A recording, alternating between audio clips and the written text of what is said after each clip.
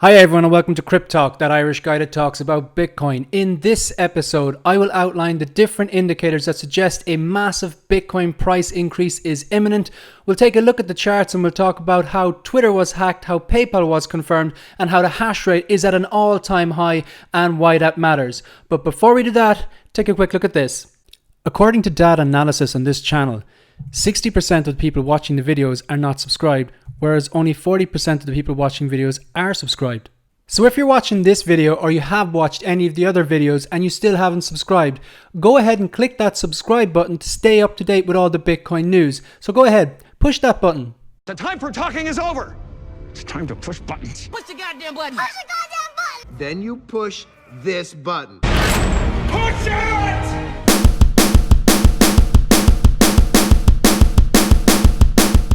This is episode number 9, and the title of this episode is Why a Massive Bitcoin Breakout is Imminent. But before we get into it, a quick look at the charts. Okay, let's get the basics out of the way. So this is the Coinbase chart. These are all daily candles and Bitcoin is trading at $9,117. So Bitcoin is still being very boring.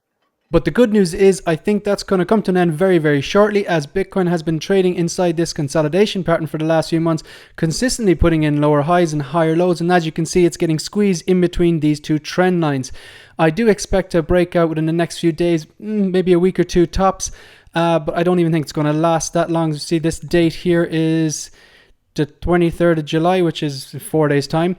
And I am expecting a kind of a drop to the downside before inevitably going up to the upside, because I've been bearish for the last few weeks. I do still expect a downward movement, but you know, long term, I am a Bitcoin bull. I do expect the price to increase over time. You're the bull, you're the bull, you're the bull. Now, if we take a look at the Bollinger Bands on the daily candles, the last video I was mentioning that I was expecting a 4 to 5% drop if one of these daily candles formed a bear candle and closed underneath the basis of the Bollinger Bands. And the reason I was saying that is because that for the last 3 times that's happened, that's exactly how it's played out.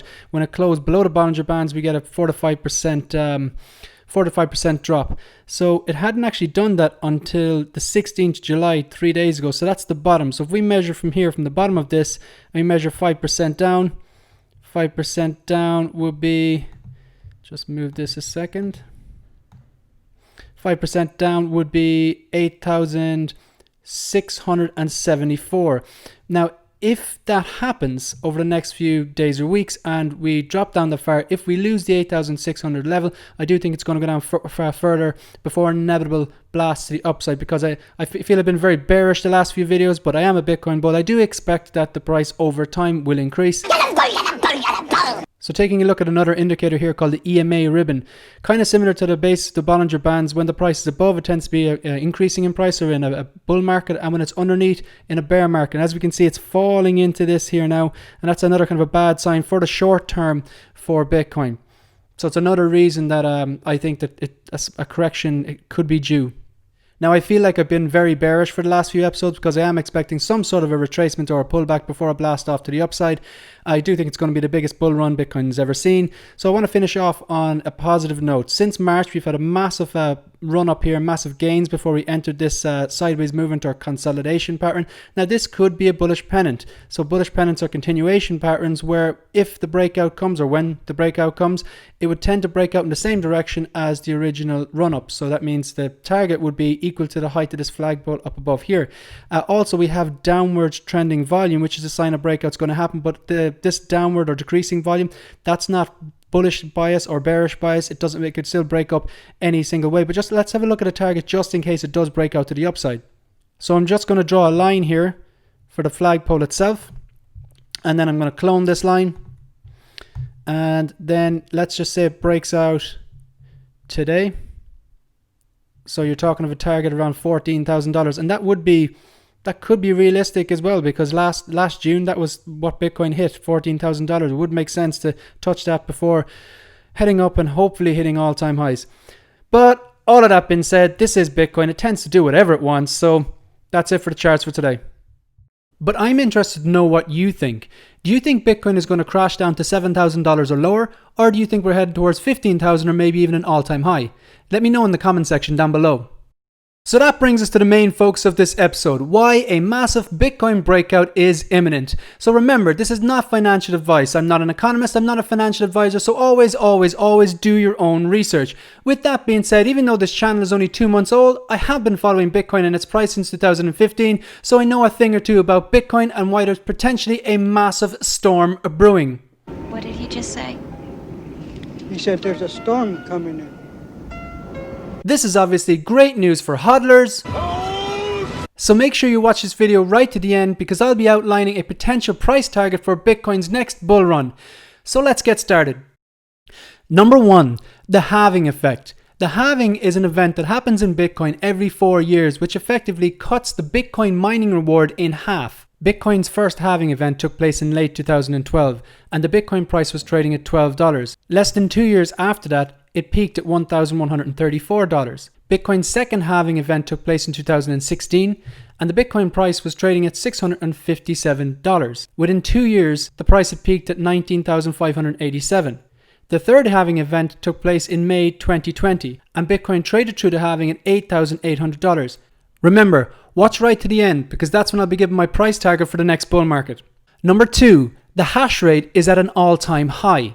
The hash rate, represented here by the orange color, is a measurement of how secure the Bitcoin blockchain is, and as you can see here, it's at an all-time high.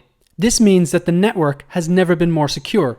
This is a good thing because you wouldn't want the Bitcoin blockchain getting hacked, you know, like Twitter was. Number 3, the PUELL multiple. The PUELL multiple has been one of Bitcoin's most reliable buy indicators. The PUELL multiple, represented here by the orange color, is one of Bitcoin's most reliable buy indicators. When the PUELL multiple drops down into this green zone, it serves as a buy indicator, which is usually followed by all-time highs, like here. The same thing happened again in 2015, and in late 2017, Bitcoin hit its all-time high of $20,000. It happened again in 2019, and Bitcoin went on a bull run to $14,000 in June. Now it has returned to this green buy zone again twice in the last few months. I think it's due to touchdown and touchdown lower, which is another reason I think a correction is coming before another all-time high. Number 4, Bitcoin has demonstrated great resilience over the last few months. Not only has it recovered from the crash in March, but it's also held above $9,000 for the last 3 months. Number 5, Bitcoin is in a bullish pennant within a bullish pennant. This is Bitcoin's price action for the last few months. So it had a big run up after the crash in mid-March. Since then, it's put in consistently lower highs and higher lows. This is what's called a bullish pennant. These are continuation patterns, meaning that when they do break out, they break out to the same direction that they were before the consolidation. This is Bitcoin's price for the last 3 years. As you can see, it had a big run up and it's been in a downtrend ever since. However, at the same time, it's been in an uptrend, which means the price is trading sideways or consolidating. Bullish pennants are continuation patterns, usually followed by a big run-up or flagpole, followed by a period of sideways trading or consolidation. During this time, the Bitcoin price puts in lower highs and higher lows, forming a pennant. When the breakout comes, the target should be equal to the height of the original flagpole. As it's a continuation pattern, they tend to break bullish, although some people argue that they only break bullish 50% of the time. If the Bitcoin price can break out of this resistance that's been holding the Bitcoin price for the last 2.5 years and break out of this bullish pennant, the price target will be 28,500. That's not my overall price target for the next bull run. Stay tuned to the end of the video for that. Okay, it's time for the need to know news. Okay, the first article here is by Cointelegraph and the headline reads, Bitcoin mining difficulty hits record high of 17.3 trillion. Just 2 months after May's Bitcoin halving event, both hash rate and difficulty have shrugged off post-halving dips to hit new all-time highs. Following last week's record high Bitcoin hash rate, the latest difficulty adjustment saw a change of plus 9.89%, bringing the level to a new all-time high of 17.3 trillion on July 13th. Despite a lack of recent significant Bitcoin price action, the fundamentals securing the network are as healthy as they've ever been. So this is the bit I really want to look at. The mining difficulty gets automatically adjusted every 2016 blocks, or approximately every 2 weeks, in order to ensure that new blocks are produced every 10 minutes on average. It generally fluctuates with the hash rate. That's increasing hash power means quicker blocks, so difficulty must be increased, although the overarching trend tends to be upwards. Higher difficulty can also have an impact on mining profitability, which causes some miners to sell up. When this happens, it can potentially force the hash rate back down again. So after the halving in May, a lot of miners would have sold up and stopped because it wouldn't be worth their while mining anymore, because they had to do the same work or more and only get half the amount of Bitcoin, and therefore half the amount of money. So when that happens, the hash rate can drop. So therefore the difficulty has to be adjusted to cater for this, because there's less miners doing the same amount of work, and this gets adjusted every 2 weeks. The second news article is by FinTech Magazine, and this confirms what we were talking about a few weeks back. So the headline reads, PayPal confirms it is seeking to enter the crypto market.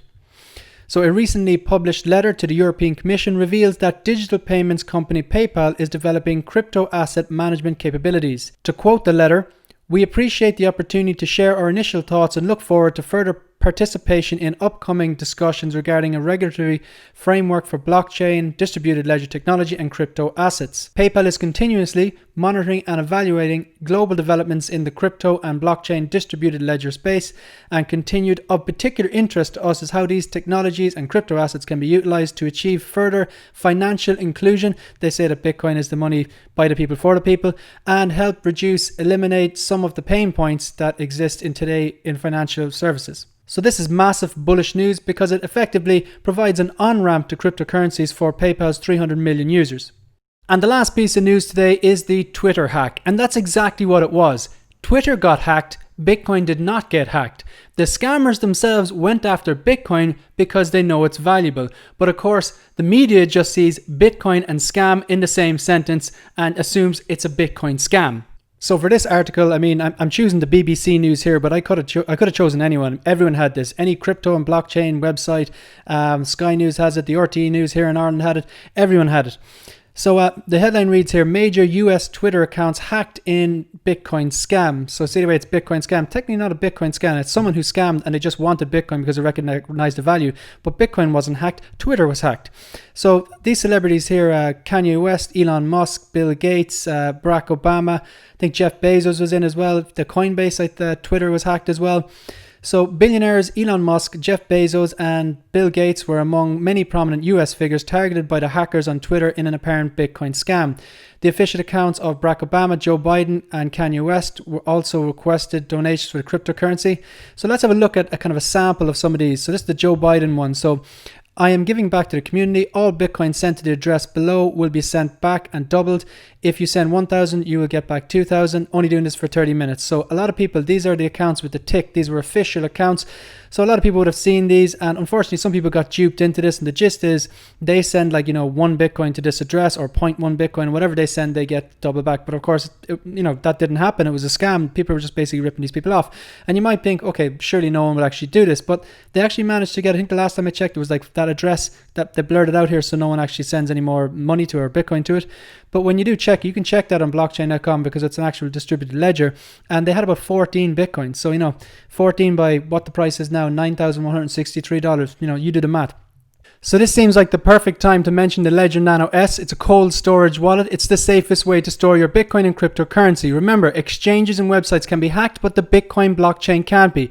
Check out the affiliate link in the description for this video. And finally, if you're still watching the video, thanks very much. And as promised, I'm going to go through my Bitcoin price target for the next bull market. Earlier on in this video, I mentioned the halving effect and the fact that Bitcoin was trading at $12 at the time of the first halving, and 2 years after it reached $1,134.